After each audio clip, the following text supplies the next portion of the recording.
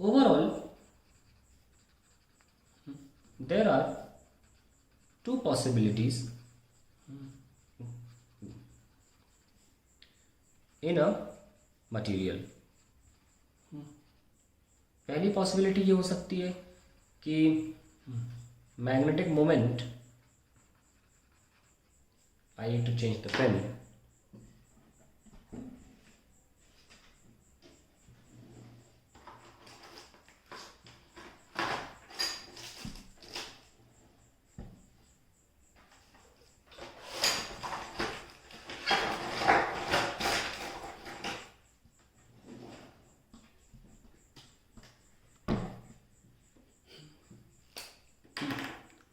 due to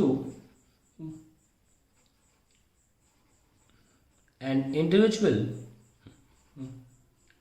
atom in material is zero. मान लीजिए कोई स्पेसिमेन ले लिया मैंने, एक मटेरियल ले लिया और ये एक एटम को मैं बिंदु से दिखाता हूँ, ठीक है। तो हर एक का मैग्नेटिक मोमेंट जो है ज़ीरो है। तो क्या लिख सकते हैं, every atom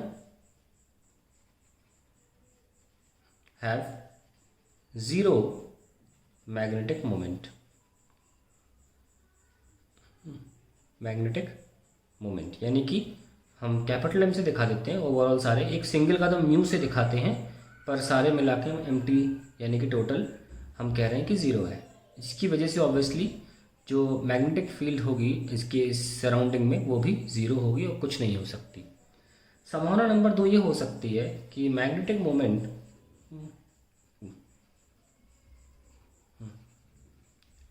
due to individual atoms in material is not zero, but all such dipoles are randomly distributed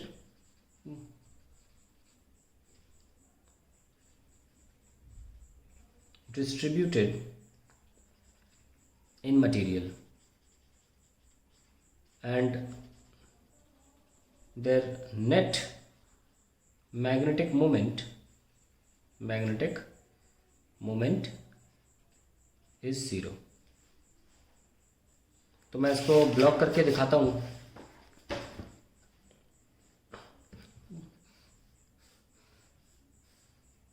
randomly हो सकता है,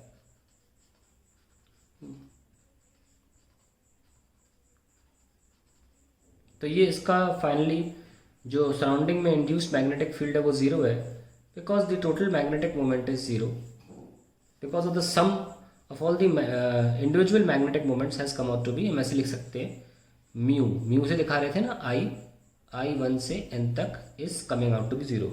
देखिए मैं हल्का सा एक बात बताता हूँ, आप अपनी ज़िंदगी के आसपास, अपनी आम तौर की ज़िंदगी के आसपास जब आप सुबह से लेकर शाम तक काम करते हैं, यहाँ जाते हैं वहाँ जाते हैं, अब बताइए आपने कितने मटेरियल्स देखे जो चुंबक को जो चुंबक की तरह बिहेव करते हो? कितने मटेरियल्स देखे जो लोहे को चिपका लें, चाबी को चिपका लें? मेरे को ये लगता है शायद आपने 1% भी मटेरियल अपने आसपास देखा होगा ऐसा। नेचुरली कोई मटेरियल मैग्नेट हो ये बहुत असंभव के करीब बात है। जानते हैं क्यों? क्योंकि यूनिवर्स की एक बहुत बड़ी ऑब्वियस संभावना ये होती है कि वो हमेशा डिसऑर्डर की तरफ जाती है। डिसऑर्डर ही सच्चाई है दुनिया की। और किसी भी मटेरियल में अगर आपको परमानेंट मैग्नेटिज्म पहले से मौजूद चाहिए तो उसके सारे डायपोल्स में, हमने आपको पहले भी समझाया था मैग्नेटिक पार्ट ए में कि करंट लूप कैसे मैग्नेटिक डायपोल का बिहेव करता है, कोना साउथ एक कोना नॉर्थ। ये सारे जो मैं एरो बना रहा हूँ ना, ये इलेक्ट्रॉन के ऑर्बिटल मोशन के लूप्स हैं।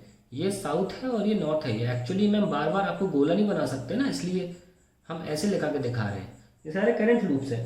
तो अगर आपको कोई मटेरियल अपने आप ही मैग्नेट देखना है तो कोई ऐसा मटेरियल ढूंढिए भैया जिसमें बिना किसी एक्सटर्नल मैग्नेटिक फील्ड लगाने के भी ये सारे एरो एक लाइन में लगे हों। ये पॉसिबल ही नहीं है। इसीलिए कहते हैं पायरोराइट या लोडस्टोन ये कुछ चुनिंदा रेयरली अकरिंग मटेरियल्स हैं नेचुरली जिसमें ये खूबी देखी गई है ना।